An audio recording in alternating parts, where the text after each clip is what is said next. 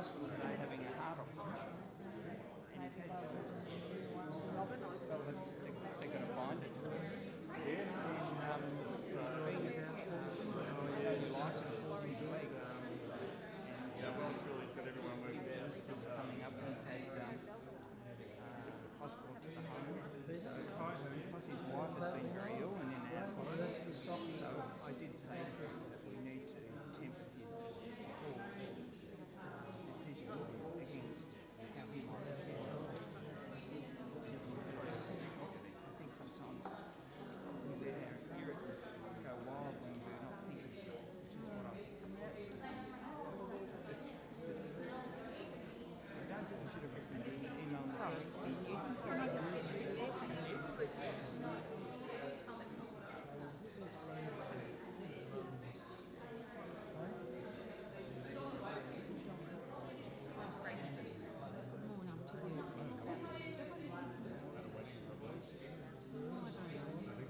familiar. Am I? Shirley being told not to speak. Thanks, mate. Do a lot of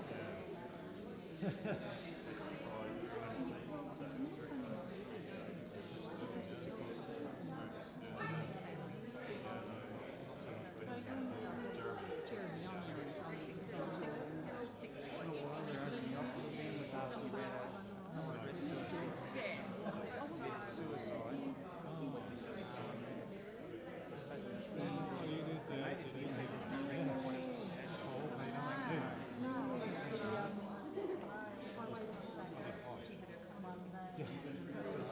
Yes, I streamed that one from over there.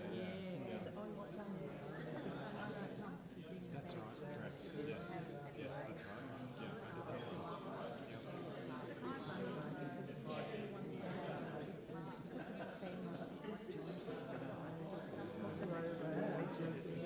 Spring violence.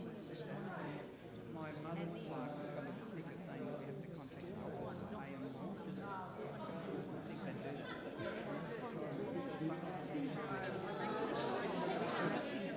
So I'll contact them and see what happens. Must be using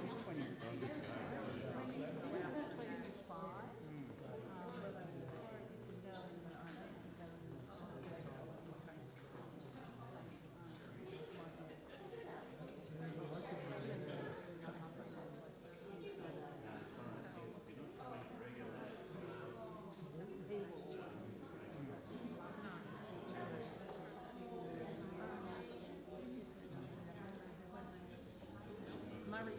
Have you got Carmen around? No, Pam. We bought Carmen. You bought Carmen. Pam, dumb. We live diagonally number of bags over in the the back front seat. seat. Is that taking it home? But I remember you. I remember the name. So we could go down And to then one. Murray. Your Murray. Yeah. Colin was close in one at that time. So I just remember those names from that time. Yeah.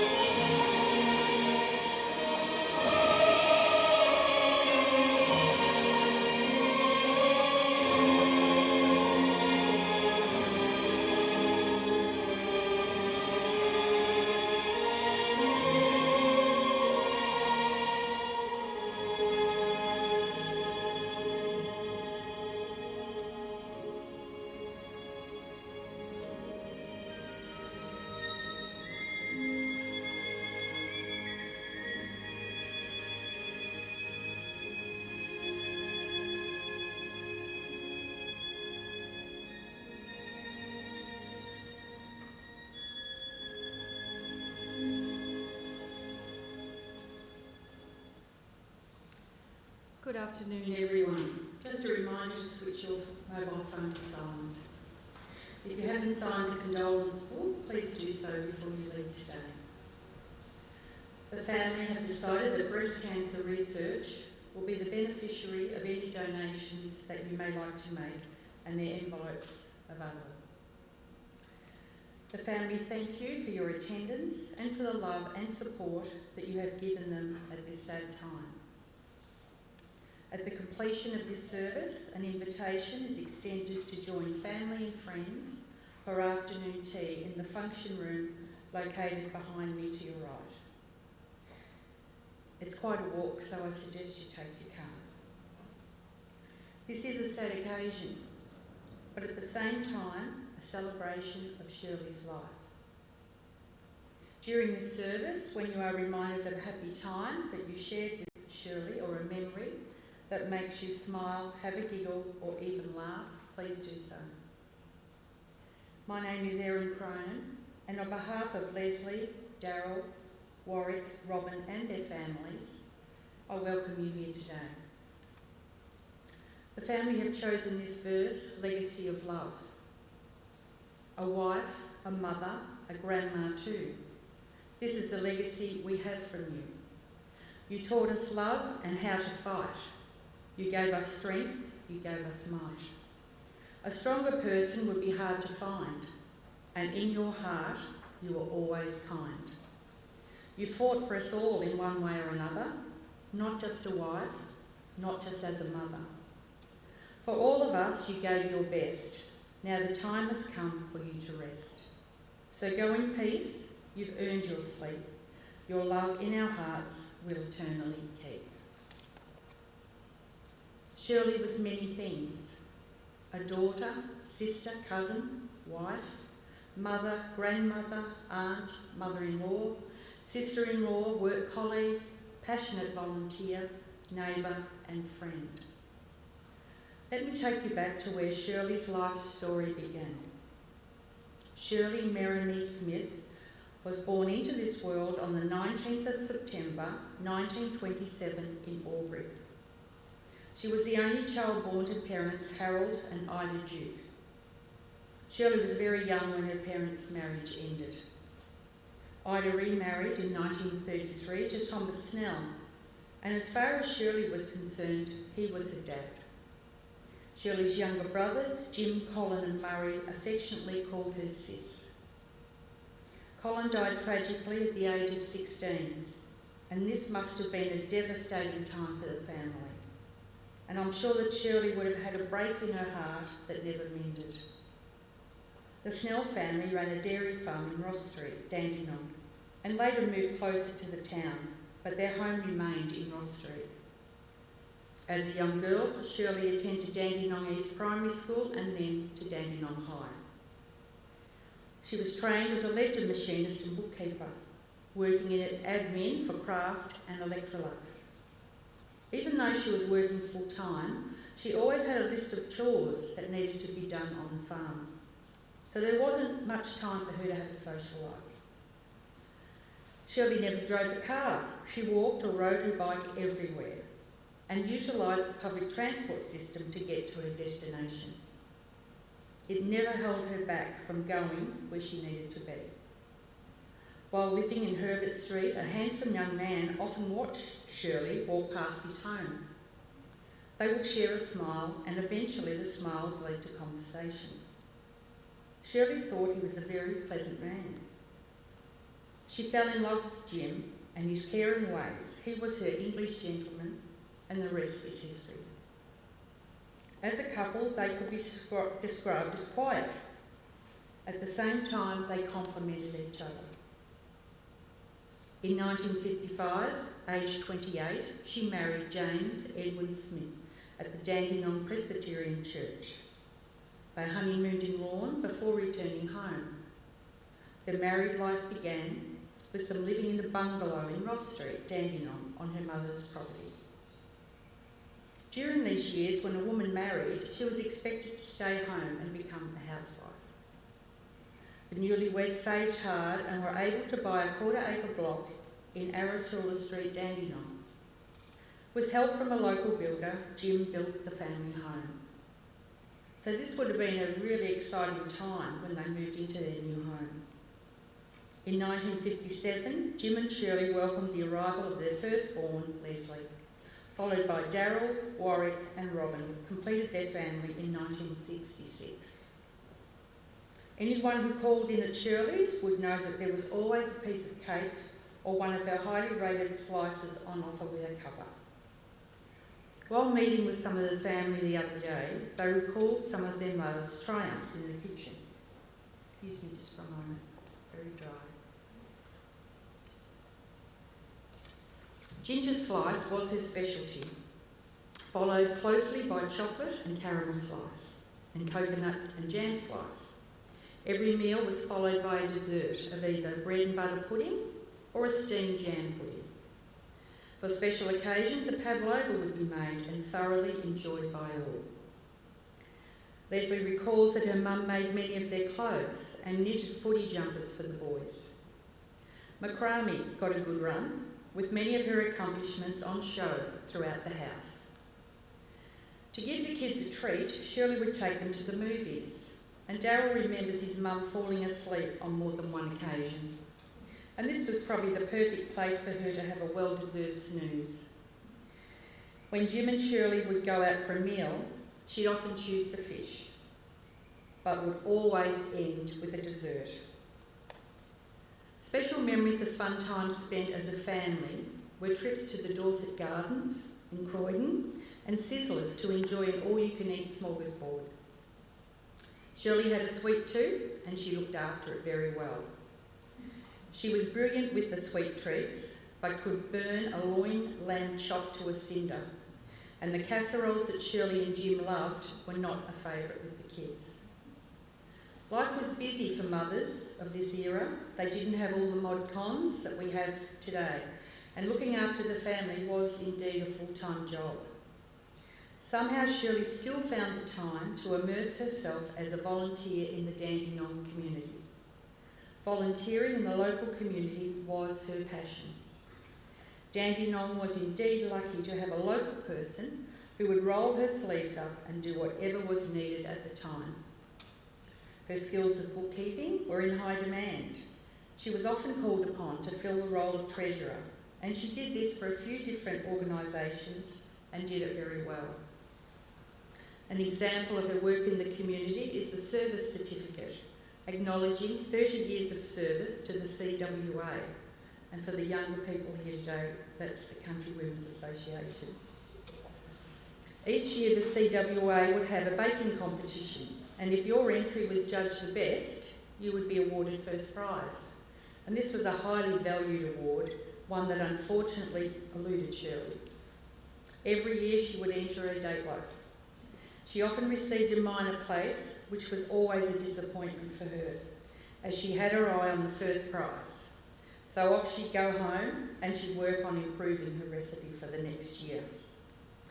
As we all know, volunteers are needed to ensure success in any community. When the kids were young, Shirley was a member of the Dandenong East Primary School Mothers Club. As they moved on to secondary college, she would be rostered on a regular basis at the high school canteen.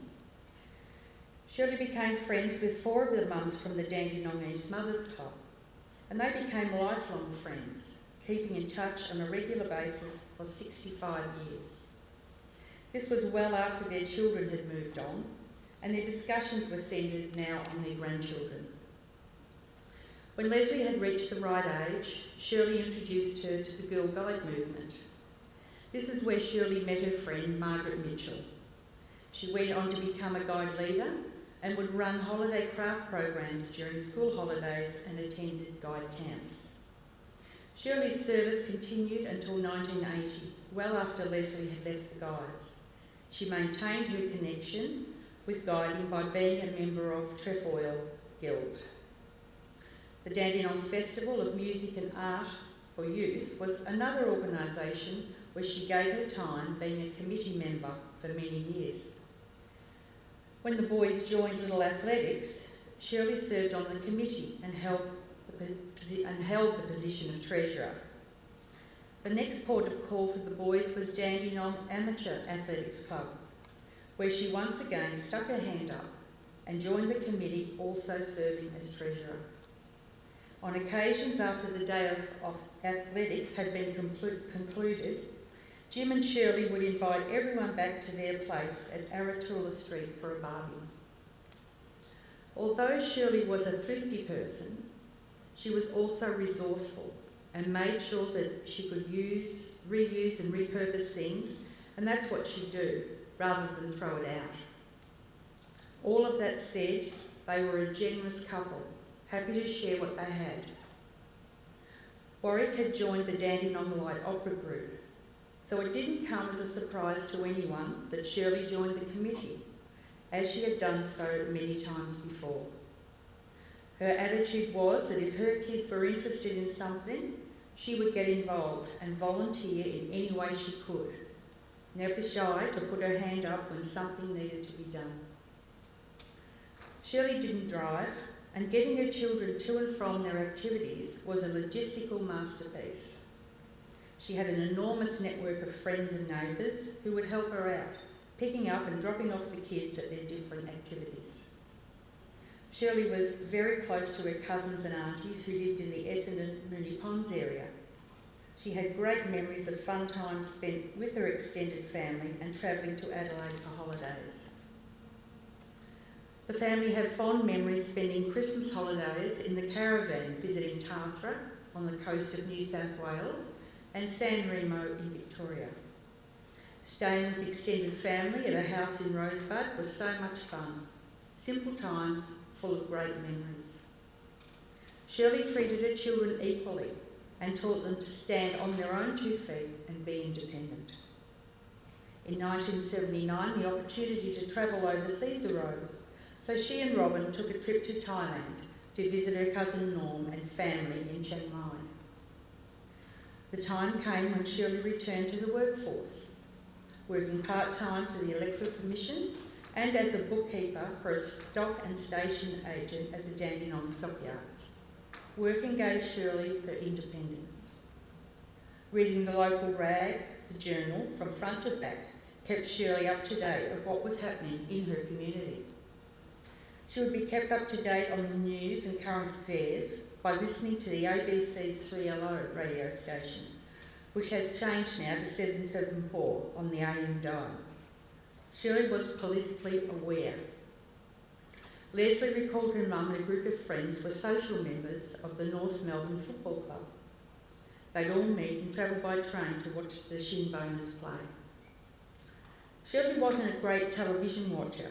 She had other things to do and couldn't sit for too long. She was a doer. Jim loved watching many of the old English comedies, Steptoe and Son, Love Thy Neighbour, On the Buses, and Till Death Do Us Part. And Shirley was happy to watch these if she had nothing else on the go. The time came when they were child-free, giving them a new lease on life and probably time to get to know each other again. Watching the televised games of the VFA football competition, now known as the VFL, was a Sunday ritual. If Dandenong were playing, it was a much anticipated highlight. Shirley didn't have many things that she disliked. However, she was a stickler for being punctual, and she expected that in return. She was an early recycler. She opted to keep things for another day and had neat piles of what others would describe as junk. To Shirley, it wasn't junk, she just hadn't found a use for it yet. Darryl shared with me that his mum had an extremely large collection of used envelopes. She wouldn't get rid of them, and she'd say, "You never know when they might come in handy for a shopping list or a phone number." Shirley had things to do, places to go, volunteering to be done. This was her passion, giving her the opportunity to make a difference in her local community, which in turn gave her a real purpose and a great deal of satisfaction. Having a shiny, immaculate home was not a priority for Shirley. Giving to others was. Shirley and Jim received the greatest gift when they became grandparents. The arrival of Jackie, Ian, Keegan and Lucinda gave them immense joy. They would look after their grandkids whenever they could. Jackie, Ian, Keegan and Lucinda have fond memories of visiting Grandma and the ginger crunch slice that was always freshly baked for them, and the chocolate frog covertly given to them to eat when they got home. Good, that's a good strategy for any dinner. And this was most probably the first piece of chocolate that they'd ever eaten. Grandma gave it to them. Jackie remembers the endless games they played, such as snakes and ladders, Ludo, and the card game Strip Jack Naked. It's interesting, isn't it? Which some may know as Beggar My Neighbour. She also attended the guide craft activity days with her grandma, and some days they would walk down to the milk bar for some lollies. Another fond memory was that the dinner plates were always warmed before the food was dished up on them. And Ian remembers the soap that was put between the sheets on the beds to keep them smelling fresh. It wasn't unusual for him to find more than one cake of soap. Was Ian's favourite game to play with his grandma. Keegan always looked forward to visiting Grandma, having some of her ginger ale and ginger slice and checking out whatever else was in the biscuit tins in the cupboard. Lucinda enjoys cooking just like Grandma and has the baking gene. The English Woman's Weekly magazine was a must for Shirley. The articles would be read over and over. She enjoyed crosswords, and the One in the Age newspaper had to be completed. Jim retired at the age of 70. He had reached this stage in life where he could now take things a bit easier and enjoy his newfound freedom.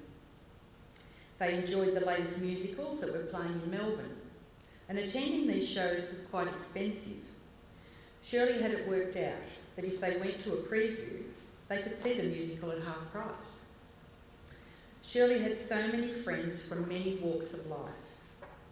The relationship that Shirley had made presented opportunities to travel with these groups.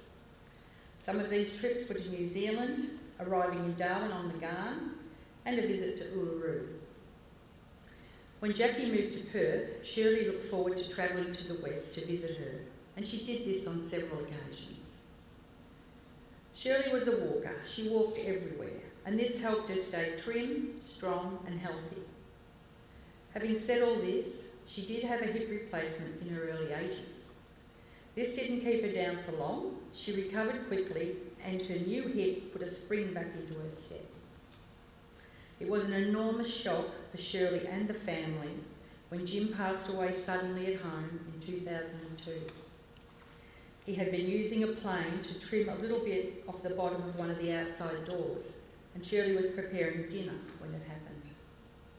Unfortunately, there was nothing that could be done. Jim and Shirley were a team. They had been married for 47 years. They shared a great partnership, and sadly, one that ended suddenly, without any warning. Shirley was now on her own, having lost the love of her life and a true companion. She did what she'd always done and immersed herself in the community she loved, which included the Dandenong Historical Society. The house they had lived in for most of their married life had become too big for Shirley to look after. So a move was made in 2012 to Clough Street, Dandenong. Dandenong was where Shirley called home. She just loved it. She would have certainly seen a multitude of changes over her lifetime. In 2013, at the age of 85, Shirley was diagnosed with breast cancer. This was a blow to Shirley and her family. Surgery was performed to remove the breast, and she recovered well. No further treatment was required other than daily medication. After returning home to Clough Street, a friendly neighbour kept an eye out for Shirley, but things were getting more difficult. And now I'd like you to just please take an opportunity to reflect on Shirley's life while we remember happy times we shared.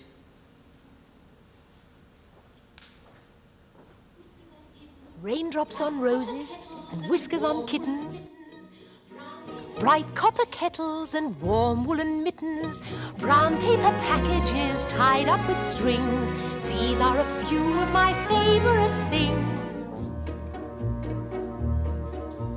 Cream-colored ponies and crisp apple strudels, doorbells and sleigh bells and schnitzel with noodles, wild geese that fly with the moon on their wings. These are a few of my favorite things.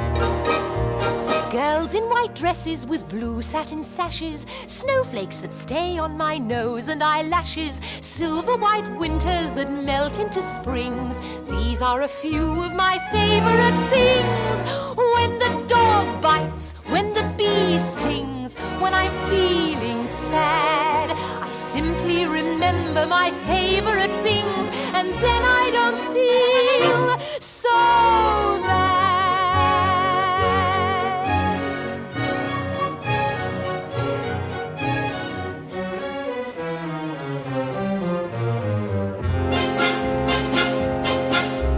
Raindrops on roses and whiskers on kittens, bright copper kettles and warm woolen mittens, brown paper packages tied up with strings. These are a few of my favorite things. Cream-colored ponies and crisp apple strudels, doorbells and sleigh bells and schnitzel with noodles, wild geese that fly with the moon on their wings. These are a few of my favorite things. Girls in white dresses with blue satin sashes, snowflakes that stay on my nose and eyelashes, silver white winters that melt into springs. These are a few of my favorite things. When the dog bites, when the bee stings, when I'm feeling sad, I simply remember my favorite things, and then I don't feel so bad.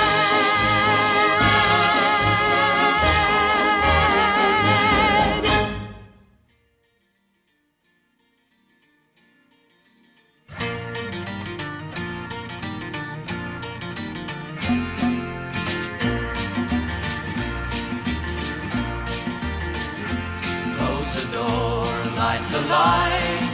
We're staying home tonight, far away from the bustle and the bright city lights. Let them all fade away. Just leave us alone, and we'll live in a world of our own. We'll build a world of our own that no one else can share. All our sorrows will leave far behind us there, and I know you will find there'll be peace of mind when we live in a world of our own. Oh my love, I cried for you so much. Lonely nights without sleeping while I long for your touch. Now your lips can erase the heartache I've known. Come with me to a world of our own. We'll build a world of our own that no one else can share. All our sorrows will leave far behind us there, and I know you will find there'll be peace of mind when we live in a world of our own.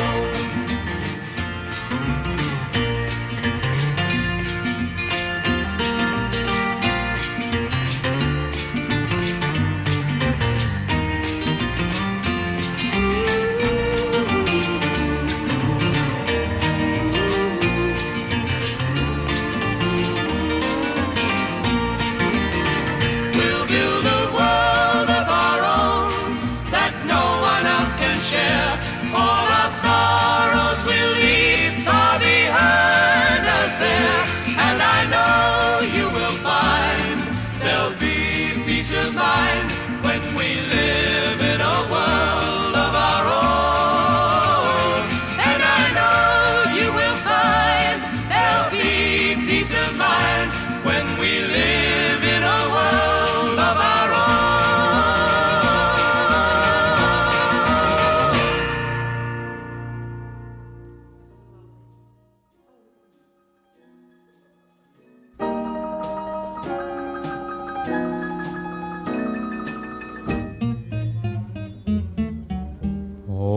Give me land, lots of land under starry skies above.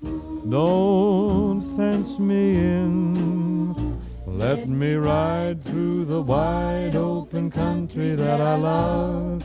Don't fence me in. Let me be by myself in the evening breeze and listen to the murmur of the cottonwood trees. Send me off forever, but I ask you please, don't fence me in. Just turn me loose, let me straddle my old saddle underneath the western sky.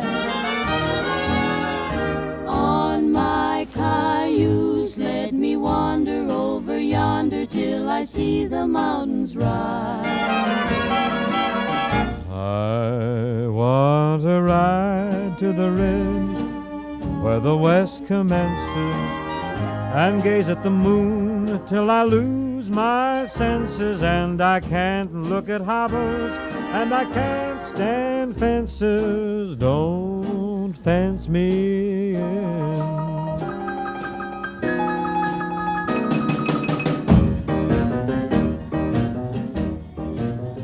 Oh, give me land, lots of land under starry skies. Don't fence me in. Let me ride through the wide country that I love. Don't fence me in.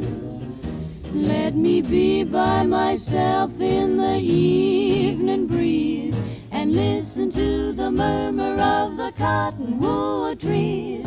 Send me off forever, but I ask you please, don't fence me in. Just turn me loose, let me straddle my old saddle underneath the western skies. On my cayuse, let me wander over yonder till I see the mountains rise. Ba-ba-ba-ba-ba. I want to ride to the ridge where the west commences and gaze at the moon till I lose my senses. And I can't look at hobbles and I can't stand fences. Don't fence me in. No. Papa, don't you fence me in.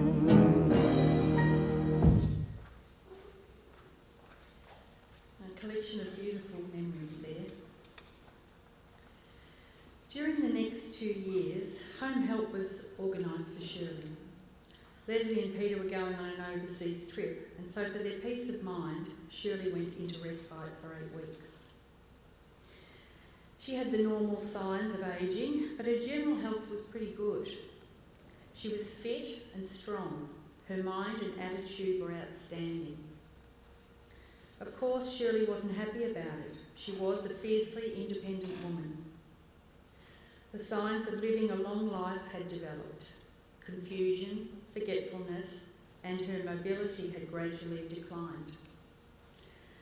The difficult decision was made that Shirley needed full-time care. In July 2017, Shirley became a full-time resident of Japara Bayview Nursing Home in Carrum Downs, and this is where she had previously visited for respite. Although she didn't want to leave her home and give away her independence, she eventually accepted it, knowing that she needed full-time care. Earlier this year, during the night, she got out of bed and went for a walk without using her walker. And this resulted in a fall where she sustained a minor injury. The same thing happened in mid-April this year, but this time the injury required a partial hip replacement. And the family had to make the decision if the surgery was to go ahead. If Shirley didn't have the surgery, she would be in a great deal of pain. The procedure went ahead at Dandenong Hospital and she returned to Bayview on the 22nd of April this year. Nursing staff checking Shirley's wound were amazed at the healing power of her body. They commented that it was remarkable. Unfortunately, her general well-being was in rapid decline, and she was now receiving palliative care. All that could be done for Shirley was to keep her comfortable. She wasn't eating. Her body, that had done such a great job for many years, was tired. Family members were visiting, coming and going to sit with Shirley and say their goodbyes. It was on Sunday the 2nd of May when Shirley took her final breath and slipped away peacefully, with Robin by her side. Would you please stand if you are able?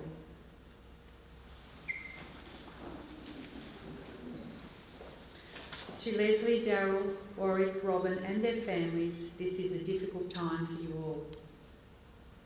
Please remember all the loving time shared. Your memories are now your treasures, which will be locked safely within your hearts.